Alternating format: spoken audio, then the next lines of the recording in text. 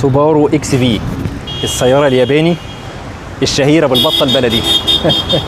العربية دي ناس كتيرة في السوق بتشبهها بالبطة البلدي. ليه؟ للي مش فاهم، العربية المحرك بتاعها ضعيف، موتور بوكسر، دي التقنية بتاعته بوكسر، يعني محطوط افقي، السلندرات مش لفوق، السلندرات بالعرض تحت، بيطلع 114 حصان وبيطلع 150 نيوتن عزم، تنفس طبيعي، متوصل بفتيس سي في تي.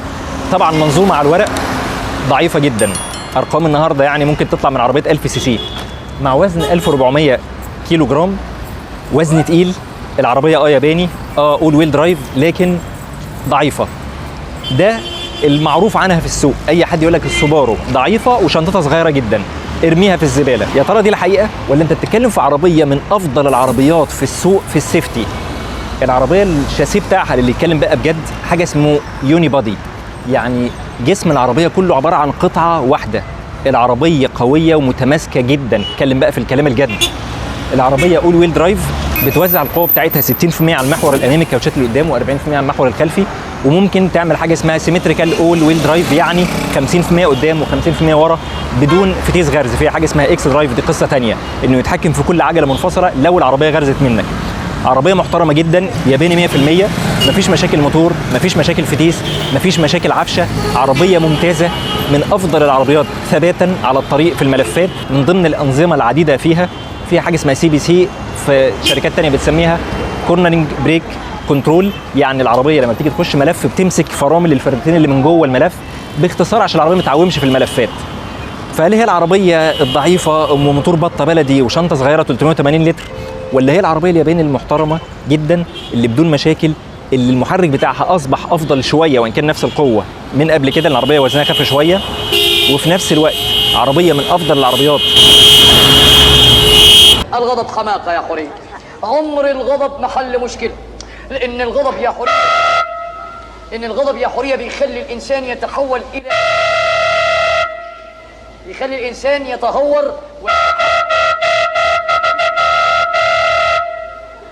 يخلي الإنسان يتهور ويفقد أعصابه من غير وفي نفس الوقت عربية من أفضل العربيات ثباتا، اعتمادية، ديورابيلتي بتاع العربية ممتاز. العربية اللي معانا النهاردة لكشوري أعلى فئة، سعر رسمي 500,000، فيها كل حاجة أنت عايزها. يلا بينا.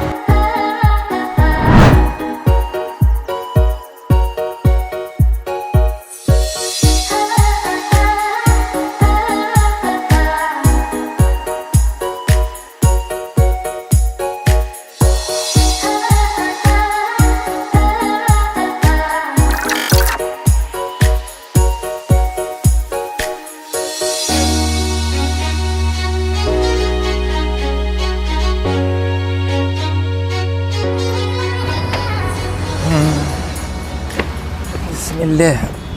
طيب، الكرسي ده كهرباء. اولا العربيه دي لكشوري زي ما قلنا، عامله النهارده سعر رسمي 500,000، سعر رسمي. عربيه ياباني 100%. احنا دلوقتي هنبص على التابلو. طبعا العربيه دي بتنزل كرسي السواق بس كهرباء، حركه رخمه شويه انا معاكم. كرسي اللي جنبه باسنجر الامامي عادي، مش كهرباء ولا حاجه. العربيه القاعده بتاعتها من قدام، انا دلوقتي عامل الكرسي على مقاس هنقول ان هو متوسط. مساحه الاقدام ممتازه، المساحه العرضيه كويسه، كراسي العربيه مش عريضه قوي لكن حلوه، يعني الحجم المتوسط او اللي فوق المتوسط هيبقى مرتاح جدا. انا عامل الكرسي دلوقتي تقريبا على مقاسي او اكبر حاجه بسيطه. مساحه الرجلين كويسه جدا، المساحه العرضيه كويسه. التابلو ملموم بتاع العربيه، يعني العربيه ما تحسش انها مبهوقه. خطوط التابلو تقليديه، ما اقدرش اقول انها حلوه او وحشه. انا شخصيا بميل للخطوط البسيطه، ما بحبش العربيات اللي فيها بهرجه زياده عن اللزوم. التابلو ده اللي مش عارف هو تقريبا بنسبه 90% نفس التابلو بتاع الموديل اللي قبليه، اللهم لا شويه اختلافات بسيطه في الكونسول اللي في النص، الشاشه والشاشه اللي فوقيها، لكن بنسبه 90% ونفس التابلو اللي قبليه. تقريبا نفس التابلو بتاع السوبارو الامبريزا، تقريبا نفس التابلو. فهو تابلو بيميل للتقليديه. تقليديه مش يعني وحش، تقليديه يعني شكله يميل للكلاسيكيه، ما فيهوش حركات اوفر بقى ولمض وشخاليل وكهارب وحركه، لا، حاجه كده بسيطه سيمبل. الناس اللي عايزه الحاجه العمليه هيعجبها جدا جدا التابلو ده. شكله تقليدي، انا معاك انه مش عصري لكن الدنيا كويسه. بالنسبه لخامات التابلو، العربيه من فوق بالكامل جلد من ماتيريال محترم. القشره بتاع التابلو بالكامل، الجزء الفوقاني ده كله بالكامل جلد. الجزء ده بلاستيك بس من ماتيريال كويس. الجزء التحتاني ده بلاستيك بس بلاستيك تقيل.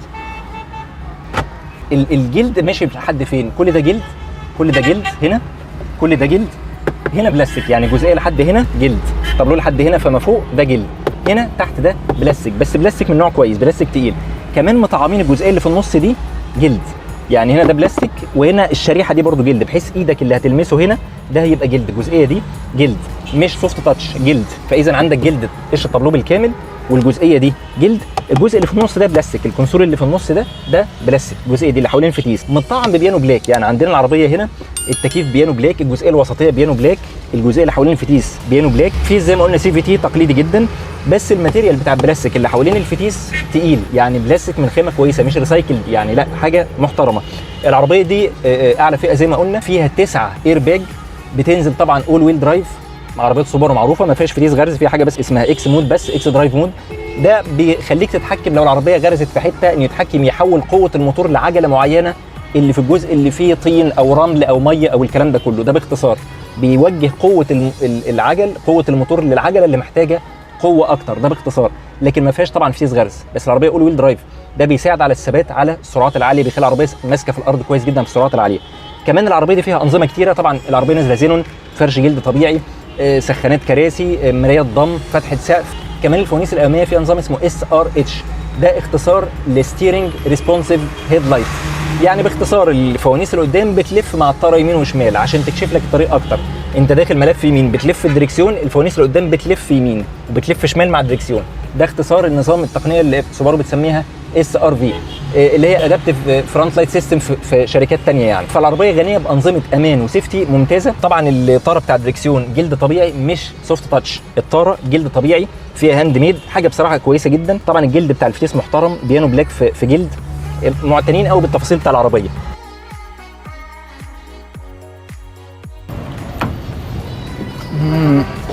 طيب القعده ورا، انا عايز اقول حاجه مبدئيا، القعده في العربيه دي فاجئتني. انا عامل تقرير عن السوبارو الشكل اللي قبليها، هسيبه لكم الاي اللي هنا. الصالون بتاع السوبارو عامه حلو، يعني في ناس كتيره بتقول ان الاكس في وحشه، صالونها ضيق، الشنطه صغيره، الكلام ده. لا، صالون العربيه انا قلت اعمل الكرسي اللي قدام على مقاسي، انا قاعد ورا مرتاح جدا، يعني انا بين ركبي وبين الكرسي الامامي، طبعا طولي مش مقياس، لكن بين ركبي وبين الكرسي الامامي انتوا شايفين المسافه قد ايه؟ تدخل ايد وايد ثانيه، يعني انا مدخل المسافه دي يعني حوالي 18 سم تقريبا بين ركبتي وبين الكرسي الامامي وانا قاعد القعده العاديه. المساحه بتاعت الاقدام تحت الكرسي كويسه، يعني انا رجليا بتطلع وتنزل بسهوله، مش مزنوقه كويس. فالقعده من ورا في العربيه جيده جدا، مش اوسع عربيه في الفئه لكن جيده جدا. الاحتمال الوحيد انك تتضايق انك تركب ورا حد طوله مثلا 190، مش اقل من كده، وبرده مش هتبقى محشور، يعني ده لازم تبقى انت طويل، طولك مثلا مش اقل من 180 واللي قدامك طوله 180 190 عشان تبقى قاعد ركبك لازقه في الكرسي. لكن انت لو طولك في العادي 175 180 182 واللي قدامك نفس القصه، هتبقى قاعد مرتاح، مش واو، مش قاعد في طياره، بس الدنيا كويسه. للاسف الشديد العربيه دي احنا عارفين انها اول ويل درايف، فقولا واحدا لازم في نفق فتيس محترم. فالعربيه هنا فيها نفق فتيس محترم مش معناها حاجه حلوه، بالعكس معناها حاجه وحشه. نفق الفتيس عالي، ارتفاعه تقريبا حوالي 15 سم، فانت عشان تقعد في النص رجليك لازم تبقى فوق اللي هيقعد في النص. القعده المساحه نفسها كويسه، لكن القعده في النص لا، لازم رجل يمين ورجل شمال او تبقى محشور. وبعدين عاملين الكونسول مسند اليد ضخم بارز لورا بزياده شويه، مديك سبيس قدام كويس، لكن اللي قاعد في النص ورا لا، القعده مش كويسه. كذلك القعده هنا يمين، الكرسي ده رجع ورا كرسي سواق شويه، قاعده ممتازه، يعني قاعده ورا. هدي الصالون من ورا او هدي الصالون بتاع العربيه عامه جيد مرتفع لجيد جدا، يعني صالون العربيه في المجمل جيد مرتفع لجيد جدا. الخامات بتاعت العربيه من ورا للاسف الشركه برضو زي شركات كتير بتعمل حركه ذكيه عشان توفر في التكاليف شويه. ازاي؟ الباب اللي وراني مش ميرور من اللي قدام، مش نسخه طبق الاصل، قدام مطعم بجلد كتير، ورا لا، ورا عمل لك الجلد يا دوبك في الجنب هنا، والجزء اللي بتسند عليه دراعك، يعني الجزئيه دي جلد هنا واللي بتسند عليه دراعك كويس. الجزء اللي فوق خلاها بلاستيك، قدام كان جلد عشان يوفر التكاليف، لكن ستيل المسند اللي بتحط عليه كوعك والجنب بتاع الباب اللي كوعك بيسند عليه جلد، فمش مشكله الحته دي. طبعا الباب من تحت بلاستيك، يعني ده فرق بسيط حبيت برضه اقوله، لكن مساحات التخزين عامه في العربيه كويسه. نبص على ماتيريال الباب.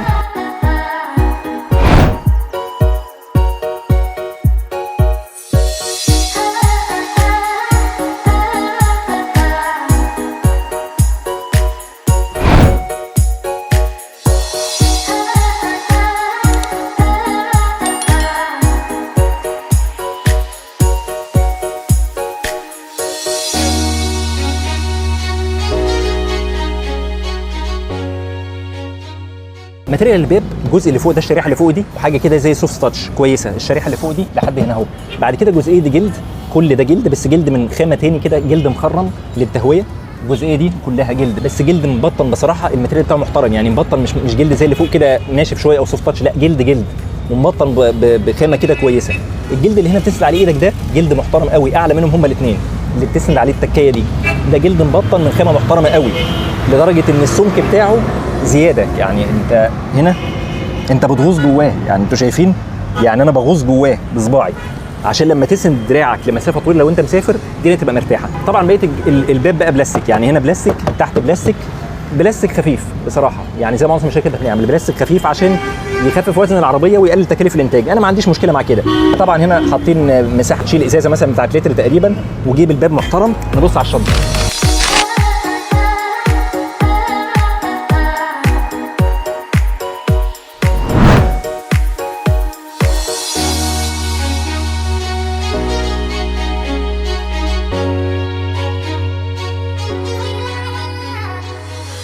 شنطة العربية من أكبر نقط ضعف العربية، شنطة الإكس في. الشنطة فعلا صغيرة، يعني الشنطة أنا حاسس إن قدام شنطة بتاعت عربية هاتشباك مثلا تقريبا، مساحتها 380 لتر. بس المشكلة في حاجة، إن أرضية الشنطة عالية قوي، الأرضية عالية، يعني أنت عندك المساحة صغيرة، إحنا بنتكلم في أقل من شبرين من الأرضية لحد الجزء ده. لو قفلت ده يعني المكان، بصوا كده المكان ضيق قوي، شايفين يعني شبر ونص تقريبا او اقل. طبعا في نقطه انت ممكن تشيل ده وتحمل حاجات تستغل السبيس ده كله، الارتفاع ده كله، لكن المساحه فعلا صغيره. وبعدين بص الارضيه بتاعت الشنطه عاليه، يعني انا مش عارف ليه الشركه، مع ان الجنط اللي محطوط جنط حديد مش جنط سبور، يعني مقاسه اصغر، بس هنا في عندي مساحه. انا كانوا شالوا كل الكلام ده ووسعوا الشنطه. الارضيه عاليه قوي، يعني ارضيه الشنطه، بص هنا الجزء ده اللي تحت ازاي، يعني فهي الشنطه انت بقى حسب استخدامك ومتطلباتك. طبعا ممكن تنيم المسن بتاع الكنبه تلت وتلتين، او تنيمه خالص هيديك مساحه كبيره جدا، لكن الشنطه طبعا صغيره، انت بقى حسب استخدامك ممكن تتكيف معاها. طبعا في ناس ممكن تحط روف راك فوق العربيه وتحمل فوق شنطه العربيه، في ناس ممكن لو معوش حد راكب ورا ينيم مثلا الكنبه. انما انت بقى تتعامل ازاي، هتنيم ده وتحط لو معاك حاجات عاليه شويه وتقدر تتعامل. لكن ارضيه الشنطه عاليه جدا. في ميزه برضو هنا، الحافه بتاع التحميل مش عاليه، مش بارزه، هي العربيه كلها عاليه لكن مساحه التحميل نفسها، الحافه نفسها كويسه، فالدنيا كويسه. انما غير كده الشنطه بتاع العربيه يعني صغيره شويتين، دي من السلبيات اللي في العربيه فعلا. عندنا كمان ميزه هنا في العربيه، ان الخلوص الارضي بتاع العربيه اللي هي المسافه دي 22 سم، المسافه دي 22 سم، فانسى انك تحك في اي مطب او حاجه. من اعلى العربيات في الخلوص الارضي بتاعها، يعني زي العربيات الجيب تقريبا، فالارتفاع بتاعها بالنسبه لانها اس يو في ارتفاع ممتاز جدا. العربيه دي كمان من ضمن المميزات اللي فيها ان نظام العفشه بتاعها ماكفرسون امامي ومالتي لينك خلفي. مالتي لينك بيسموه دبل ويش بون، يعني نوع معدل من المالتي لينك. شفناه فين قبل كده؟ برافو عليك، شفناه في تويوتا كرولا. دبل ويش بون ده بيعزز الثبات على السرعات العاليه. بصوا حاجه بصراحه في شغل قلما بشوف في عربيه. بصوا نظام العفشه يا اخوانا، بصوا شايفين العجله عليها محاور قد ايه. العجله الخلفيه اللي ورا دي العجله الخلفيه ورا يمين عشان تبقوا فاهمين اهي، عشان ما حدش يتوه مني اهي كويس. بصوا العجله الواحده فيها كميه مقصات قد ايه، كميه محاور قد ايه. شايفين الشغل اللي في العربيه ده اللي بيفرق بقى ماركه من ثانيه. مع احترامي الناس اللي بتيجي تقول دي الفرده الثانيه اهي، الناس اللي بتقول العربيه، شايفين طبعا عشان عربيه اول ويل درايف، شايفين الكارونه الخلفيه اللي بتدي العجل الخلفي اهي، زي الكبارين الخلفيه اهي، حاجه محترمه جدا. عشان الناس اللي بتقول الموتور ضعيف ومش ضعيف، يا اخوانا القصه مش كلها كام هورس باور، انت راكب عربيه. شايفين نظام الفرامل، شايفين شغل قد ايه معمول في العجله الواحده. وقدام ماكفرسون، شوف كده من قدام.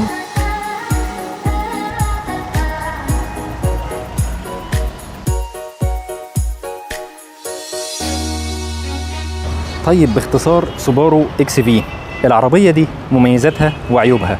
عربيه مميزاتها ياباني 100%، العربيه دي صناعه وتقفيل ياباني، مستورده من اليابان. وطبعا مش محتاج اقول يعني ايه عربيه متصنعه ومتقفله في اليابان. مش محتاج اقول تاريخ سوبارو في مجال الراليات. يعني ايه شركه عريقه في مجال الراليات؟ يعني شركه بتعرف تعمل عربيه هيفي ديوتي، عربيه للخدمه الشاقه، عربيه بتعرف تمشي في طرق وعره، عربيه بتعرف تعمل مايلج او كيلوات كتيره جدا، عربيه ممكن تعمل 200 300 400 500 الف، والموتور وانت بتحافظ على صياناته العاديه بتفضل تقريبا بنفس الحاله بتاعتها.